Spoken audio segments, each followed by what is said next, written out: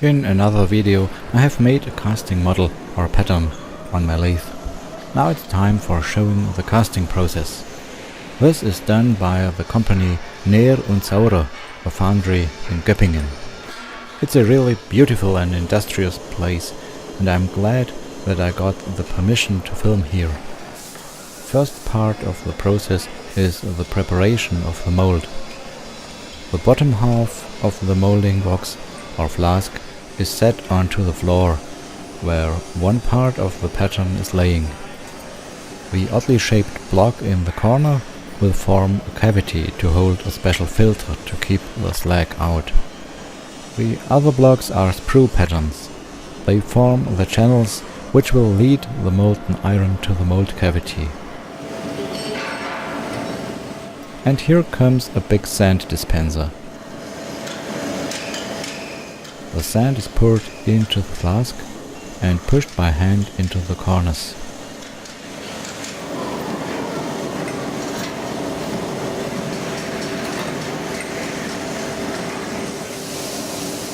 The flask is filled to the rim, and after some compacting, the top is trimmed flush with the rim.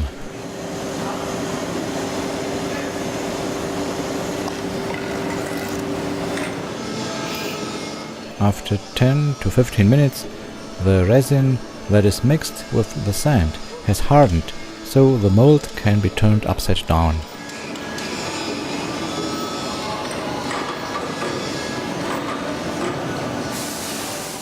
It's now in the same position as it will be later for pouring.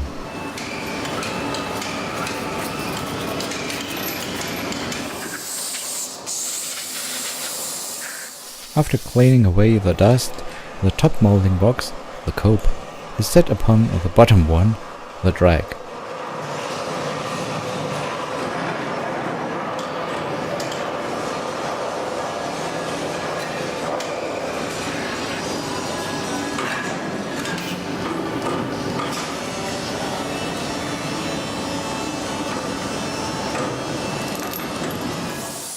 Then the other half of the pattern is put in place. Also the other parts of the sprue pattern and an internal feeder. The graphite powder is used to make it easier to separate the patterns from the mold later. On the left, an iron pipe is visible. That's the pattern for the vertical parts of the sprue. The internal feeder is covered with sand completely. It's just a cavity with an opening towards the pattern. The iron will fill this space and provide additional liquid iron when the iron in the wheel is cooling down and shrinking.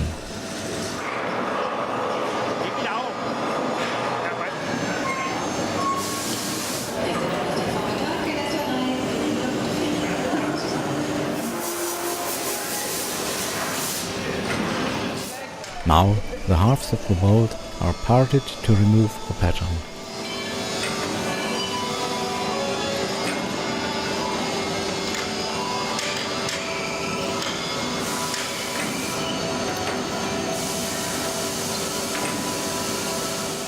The two protruding knobs that are visible on the top part are there to interlock the two parts in the right position. So that's the moment when my threaded inserts in the model become important. 3 hooks are screwed into them, and with carefully knocking upwards, the pattern will eventually come loose. Of course, the pattern has to have no undercuts, and the vertical surfaces need to be slightly tapered.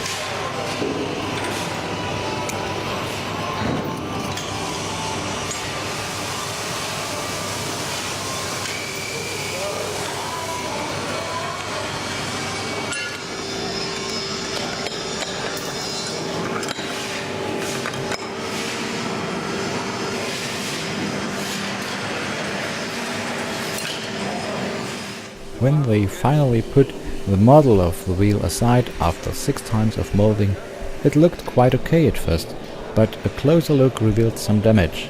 If I had wanted more wheels, I should have used better wood. Next step is the preparation of the mold for the casting. This reddish liquid is a suspension of chamotte. It will form a thin layer on the mold as a protection against the heat of the liquid steel.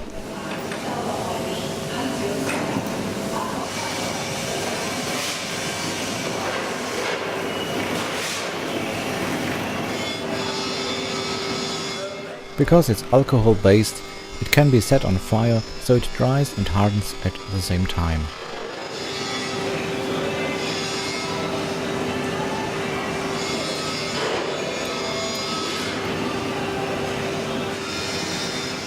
Now the filter is inserted and some fireproof putty is laid around the cavities in the mold.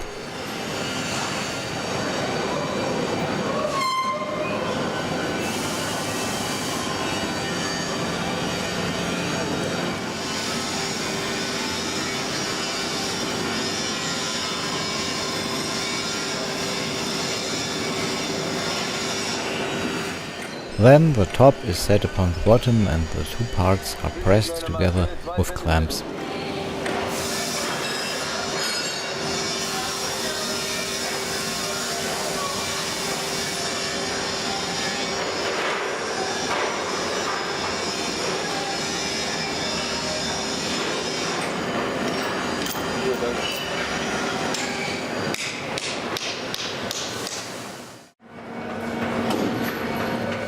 The second part is the casting process itself. Here's the liquid iron in an induction furnace. Slag is removed from time to time.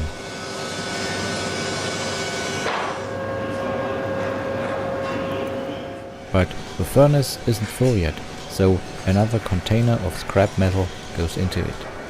Maximum load is 3.5 tons.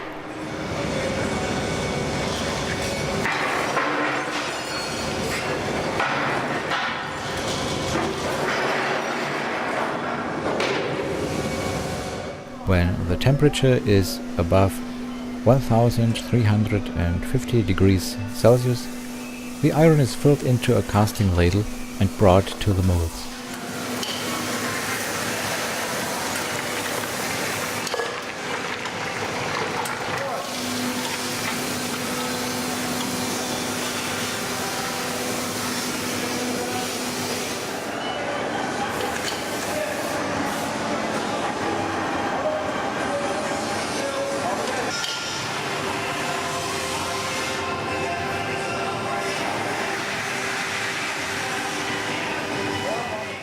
The final measurement of the temperature. Then about 80 kilograms of cast iron are poured into the mold.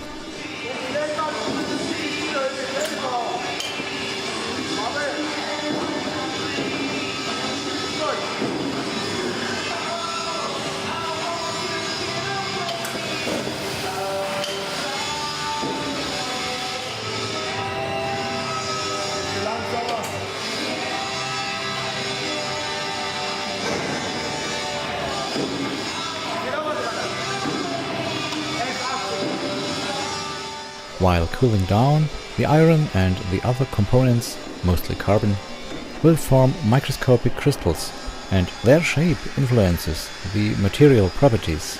This will be ordinary cast iron with lamellar graphite, also known as grey iron.